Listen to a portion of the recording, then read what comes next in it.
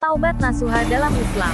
Taubat dalam Islam adalah jalan kembali kepada Allah dengan penuh kesadaran, penyesalan, dan komitmen untuk memperbaiki diri.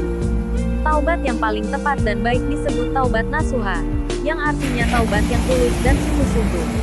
Allah berfirman dalam Al-Quran, lebih besar dari, wahai orang-orang yang beriman, bertaubatlah kepada Allah dengan taubat yang semurni-murninya, taubat nasuha. Quran Surah At-Tahrim 8. Cara taubat yang baik dan tepat. 1. Ikhlas karena Allah. Taubat harus dilakukan dengan niat tulus untuk mencari ridha Allah, bukan karena tekanan, paksaan, atau sekadar ingin dilihat orang lain.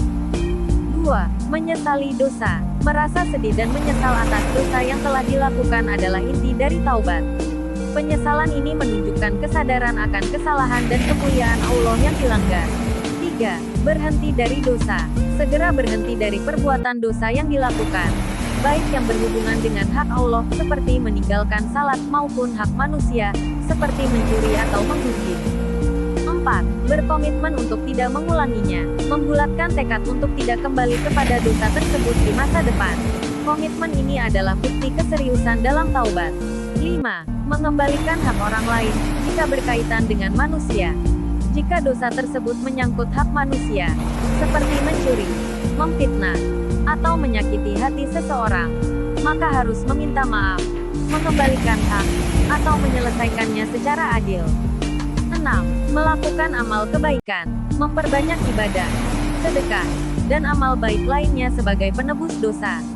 Allah berfirman, lebih besar dari, sesungguhnya kebaikan-kebaikan itu menghapus kesalahan-kesalahan.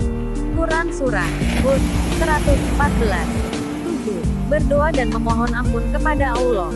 Perbanyak istighfar dan doa dengan penuh kerendahan hati, seperti membaca doa Nabi Adam.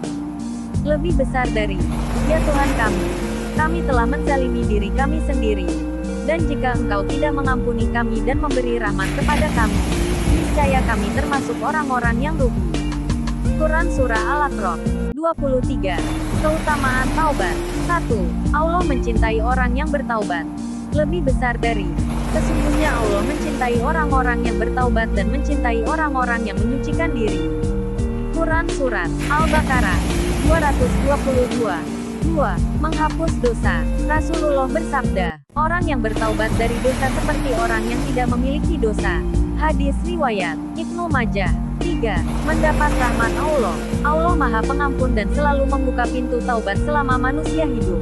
Taubat harus dilakukan dengan segera, karena kita tidak tahu kapan ajal menjemput. Semoga Allah menerima taubat kita dan menuntun kita ke surganya.